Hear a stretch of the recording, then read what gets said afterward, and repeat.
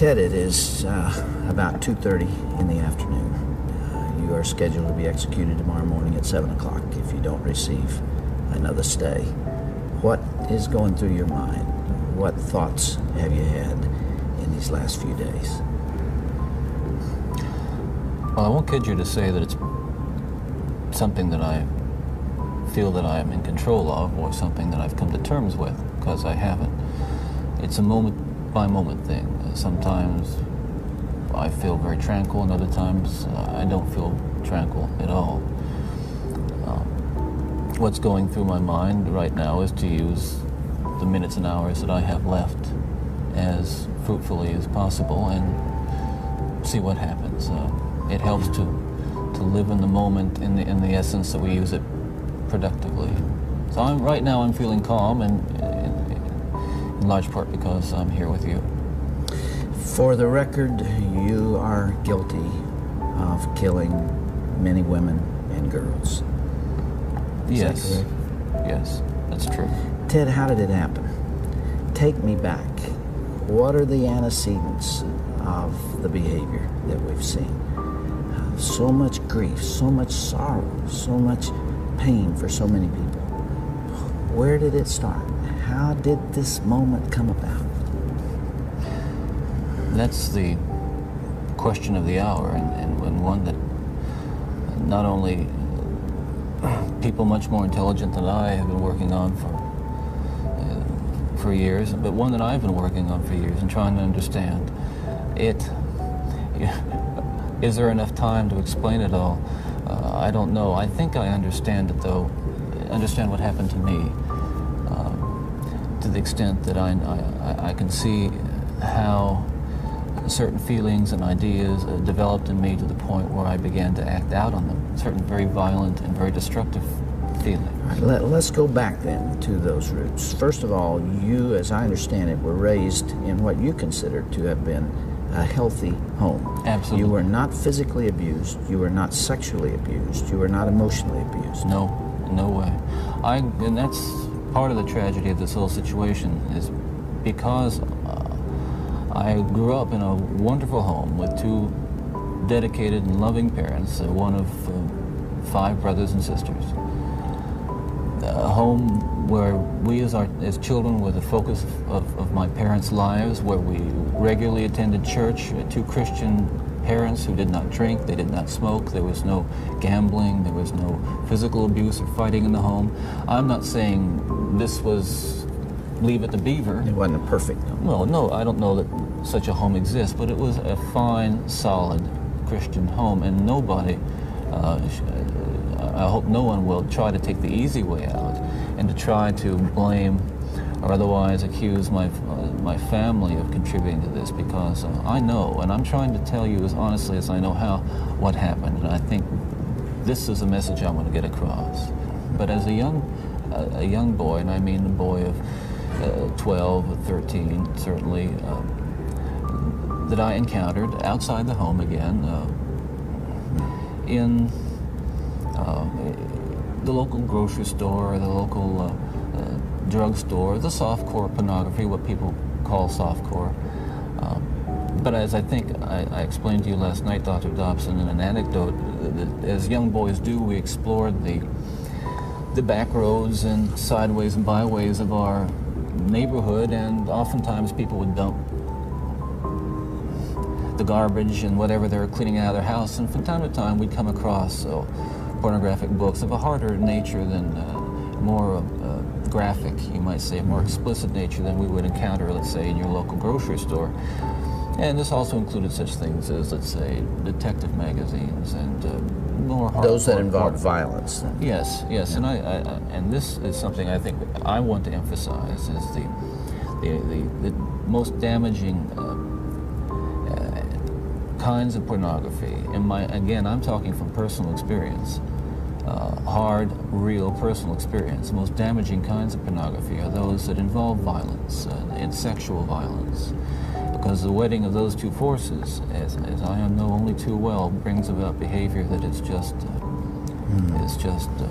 too terrible to describe. Now walk me through that. What was going on in your mind at that time? Okay, before we go any further, I think it's important to me, and the people believe what I'm saying, to tell you that I'm not blaming pornography and not saying that it caused me to go out and do certain things. And I take full responsibility for whatever I've done and all the things that I've done. That's not the question here.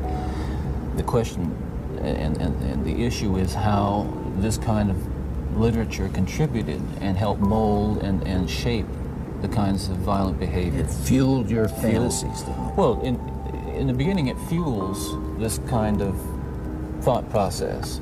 Then at a certain time it's instrumental in what I would say crystallizing it, making it into something which is almost like a separate entity inside.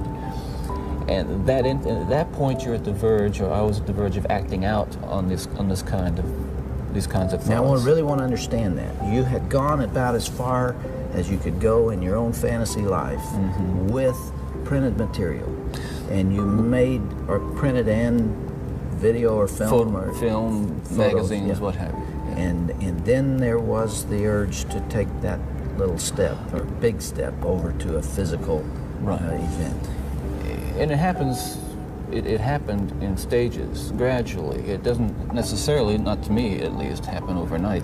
My experience with, I'd say, pornography generally, but with pornography that deals on a violent level with sexuality, is that once you become addicted to it, and I look at this as a kind of addiction, like other kinds of addiction, I would keep looking for more potent, more explicit, more graphic kinds of material. Like an addiction, you keep craving something which is harder, something which gives you a greater sense of excitement, until you reach the point where the pornography only goes so far. You reach that jumping off point where you begin to wonder if maybe actually doing it will give you that which is beyond just reading about it or looking at it. How long did you stay at that point before you actually assaulted someone? Well, yeah, you see, that is a very delicate point in my own development, and we're talking about having reached the point or a gray area that surrounded that point over a course of You don't remember years. How long that was? was? I would say a couple of years. And what I was dealing with there were very strong inhibitions against criminal behavior or violent behavior that had been conditioned into me, bred into me in my environment, in my neighborhood, in my church, in my school. Things which said, no, this is wrong. I mean, even to think of it is wrong, but certainly to do it is wrong. And I'm on that edge, and you might say the last vestiges of restraint. The barriers to actually doing something were being tested constantly and assailed through the kind of fantasy life that was fueled largely by pornography. Do you remember what pushed you over that edge? Do you remember the decision to go for it? Do you remember where you decided to throw caution to the wind?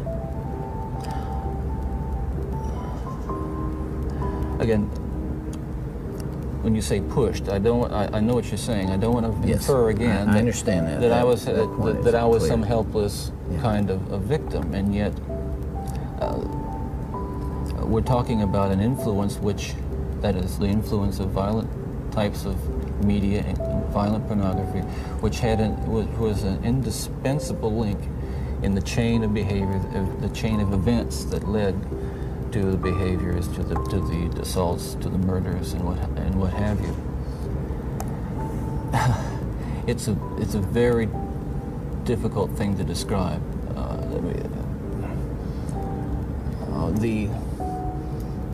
The sensation of reaching that point where I knew that it was like something had, say, snapped, that I knew that I couldn't control it anymore, that these barriers that I had I'd learned as a child, that had been instilled in me, were not enough to hold me back with respect to seeking out and harming somebody. Would it be accurate to call that a frenzy, a sexual frenzy? Well, yes, that's one way to describe it. A compulsion, a building up of this destructive energy. Another factor here that I haven't mentioned is the use of alcohol. But I think that what alcohol did, in conjunction with, let's say, my exposure to pornography, was alcohol reduced my inhibitions. At the same time, the fantasy life that was fueled by pornography eroded them further. In the early days, you were nearly always about half drunk when you did these things. Is that right? Yes. Yes. Was that always true? I would say that was generally the case, almost without exception. All right, if I can understand it now, there's this battle going on within. There are the conventions that you've been taught. There's the right and wrong that you learned as a child. Mm-hmm. And then there is this unbridled passion fueled by your plunge into hardcore violent pornography. And those things are at war with each other. Yes. And then with the alcohol diminishing the inhibitions, you let go. Well, yes, and you can summarize it that way, and that's accurate, certainly.